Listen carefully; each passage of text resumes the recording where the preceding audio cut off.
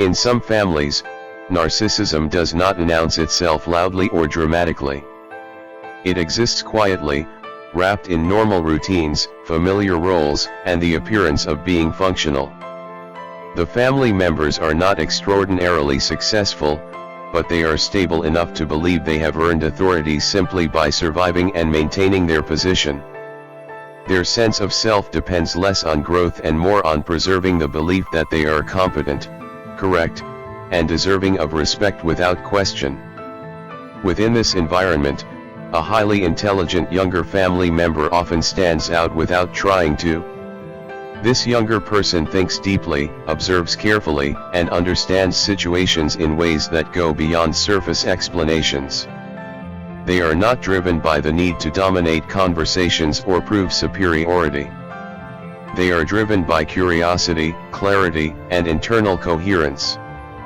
This difference alone creates discomfort, even when nothing is openly said.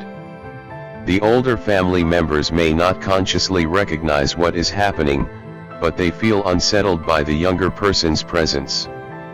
Their confidence is built on fragile foundations, and the younger person's quiet awareness exposes cracks they would rather ignore.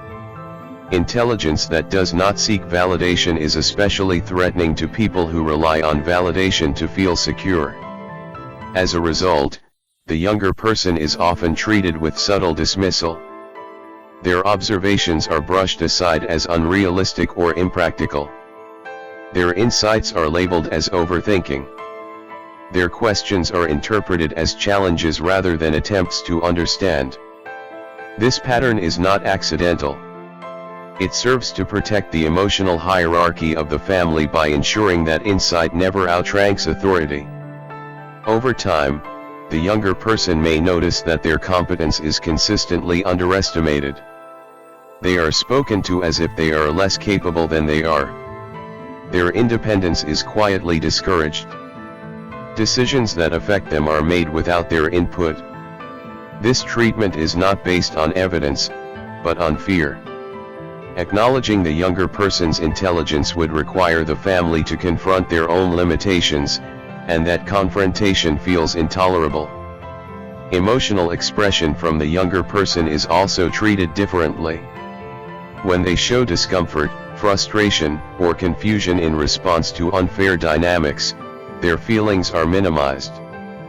They are told they are too sensitive or that they are taking things too personally. This response allows the family to avoid self-reflection while framing the younger person as the problem. Emotional invalidation becomes a tool for maintaining control. As the younger person continues to grow, projection becomes more apparent. The family may accuse them of arrogance, distance, or disloyalty, even when the younger person is simply being thoughtful or independent. These accusations reflect the family's own insecurities rather than the younger person's behavior. Projection protects the family's self-image while placing emotional responsibility on the one person who sees the system clearly. The environment often becomes subtly toxic in this stage. Conversations carry tension beneath politeness. Support becomes conditional. Approval is given when the younger person conforms and withdrawn when they show independence. The family may claim to value intelligence, but only when it does not disrupt existing power structures. Growth is tolerated only up to the point where it threatens emotional comfort. The younger person often responds by becoming quieter. They choose their words carefully.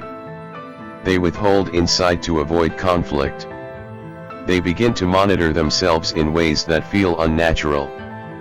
This restraint is frequently mistaken for maturity or compliance, when it is actually a form of self-protection. The younger person learns that clarity has a cost in this environment. Over time, this dynamic takes a psychological toll. The younger person may begin to doubt their perceptions. They may question whether their intelligence is a liability. They may feel guilty for wanting more emotional honesty or intellectual freedom than the family can offer. This self-doubt is not inherent. It is learned through repeated invalidation. What makes this particularly painful is that affection often still exists.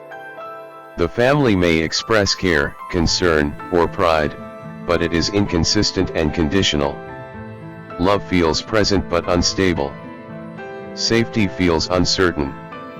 The younger person is left navigating a confusing emotional landscape where closeness and control are tightly intertwined. The deeper truth is that the younger person's intelligence is not the problem. The problem is that narcissistic family systems cannot tolerate members who outgrow the emotional structure. Growth exposes insecurity, and insecurity responds with control rather than curiosity. The family resists change not because the younger person is wrong, but because change threatens the illusion of stability. For the younger person, recognizing this dynamic is essential. Their experience is not a personal failure or a character flaw. It is the result of being more aware in an environment that relies on denial. Understanding this allows them to stop internalizing blame and begin protecting their sense of self. In the end, the younger person's intelligence is not something that needs to be suppressed or justified. It is something that simply does not belong in a system built on fragile certainty. And seeing that clearly is not arrogance. It is the beginning of freedom.